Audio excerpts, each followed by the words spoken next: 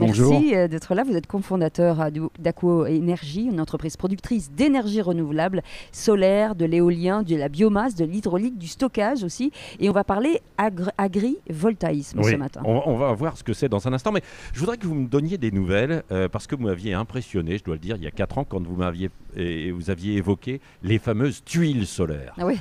Où en est-on aujourd'hui de ces tuiles solaires? Parce que c'est vrai que tout le monde aujourd'hui cherche des solutions pour mieux se chauffer, pour s'isoler. Et vous aviez lancé ce produit qui s'est développé, alors qui est un petit peu onéreux, il faut le dire quand même, quoi. Alors onéreux, on va en reparler, mais alors les tuiles solaires vont bien, puisque vous me demandez des nouvelles, donc elles vont très bien. Ces tuiles nées à Perpignan à l'époque, le concept n'a pas changé en fait. L'idée c'est un toit, ça sert à quoi? Ça sert à protéger, donc à faire un clos couvert.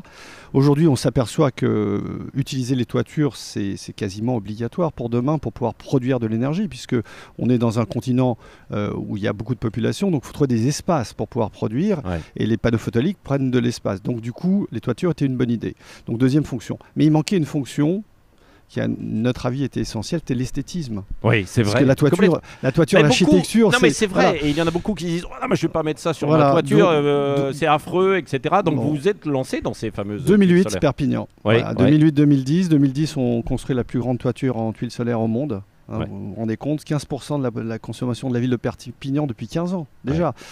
Alors qu'est-ce qu'elle devienne? Pourquoi ça ne se développe pas plus? Tout prend du temps. Tout prend du temps. Tout prend du temps.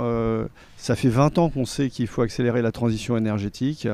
Et il a fallu attendre une guerre, une situation incroyable, enfin une crise majeure pour pouvoir se dire il faut y aller, voir les prix de l'énergie grimper de façon stratosphérique et se dire il y a un problème. Enfin, se rendre compte que l'énergie est précieux et donc il faut l'économiser et qu'elle a une valeur. Donc qu'est-ce que deviennent ces tuiles? Écoutez, elles viennent d'être installées, pour vous donner un exemple, un petit pied de nez, en Californie sur le nouveau siège, le nouveau campus de Google.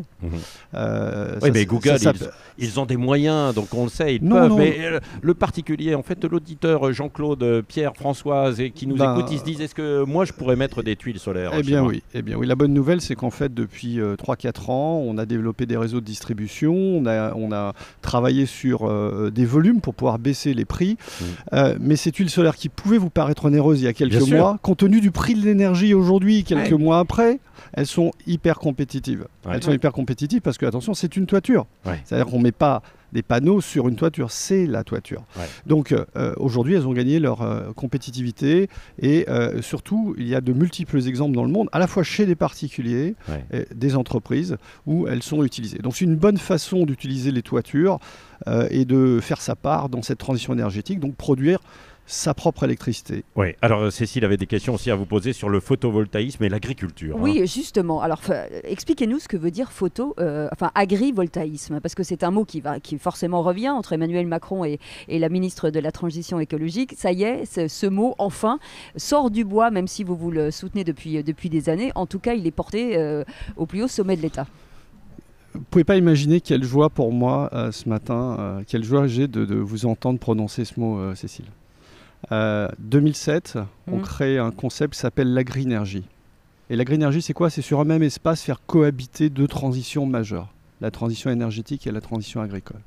L'idée, c'était de ne pas être en compétition sur l'espace pour mener ces deux transitions. Alors, c'est une marque d'Aqo, donc effectivement, le nom a évolué. Le nom commun, c'est l'agrivoltaïsme, agrivoltaïque en anglais. Donc ce n'est pas uniquement franco-français. Et 15 ans plus tard, aujourd'hui, on ne parle que de ça. On ne parle que de ça parce qu'on a compris que le solaire et le photovoltaïque seraient majeurs pour réussir à maîtriser les prix. Parce que les énergies renouvelables, il faut le répéter, aujourd'hui, il y a des idées reçues, c'est le moyen le plus compétitif de produire de l'énergie. Donc ça va occuper de l'espace. Et il y a des espaces qui sont intéressants, qui sont les espaces agricoles. Alors, bien sûr, on ne va pas artificialiser parce que ça, c'est l'une des grandes questions, les agriculteurs. On va nous piquer nos terres pour mettre des panneaux aujourd'hui. Voilà, puisque vous me donnez la parole, je vais en profiter pour expliquer qu'il y a agrivoltaïsme et agrivoltaïsme. Agrivoltaïsme, c'est quoi? C'est agriculture plus photovoltaïque et 1 + 1 = 3. C'est-à-dire, on doit créer un écosystème résilient et on va s'apporter les uns aux autres. Donc, qu'est-ce que va apporter l'agriculteur? Il va apporter la terre, un savoir-faire. Qu'est-ce que va apporter l'agrivoltaïsme? Des solutions. Je vous en donne une, pas très loin d'ici, Bellegarde. Des solutions et des avantages. Des solutions et des avantages. Oui, Bellegarde. Près de Il y a 10 ans, Oui. voilà, il y a 10 ans, on était la risée lorsqu'on a couvert une production d'abricotiers bio avec des panneaux photovoltaïques. On s'est dit, ça ne marchera jamais.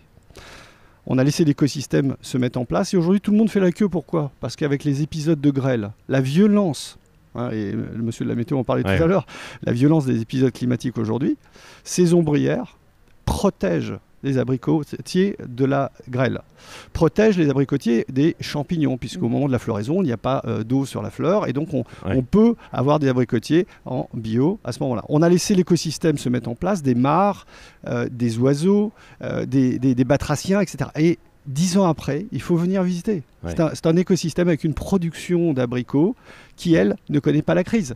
Elle ne se soucie pas de la problématique climatique et c'est le photovoltaïque qui a permis de cette réalisation. Donc l'agrivoltaïsme, ça c'est un exemple. Mais il y a des tonnes d'exemples et en fait, ça fait 15 ans que nous travaillons avec les agriculteurs. Donc je comprends que certains agriculteurs qui découvrent le système. Et puis il y a aussi des gens qui proposent des solutions. Mettre des moutons sous des panneaux, c'est pas tout à fait ça l'agrivoltaïsme. Ça peut être utile, le package est important, protéger les moutons avec de l'ombre, etc. Mais c'est pas ça. On est allé beaucoup plus loin. Et d'ailleurs, à côté de Montpellier, vers Narbonne, à Gossan, au sein de l'abbaye de Gossan, donc c'est un symbole, puisque cette abbaye nourrissait les âmes et les corps au XIIe siècle, on a décidé de lancer un mouvement d'agriculture résilience, de régénération des terres autour des semences anciennes. Et toutes nos technologies d'agrivoltaïsme y sont déployées. Donc c'est une espèce de showroom mondial. Et on va faire profiter nos 15 ans d'expérience et on met à disposition de tous les agriculteurs cette expérience. Pourquoi?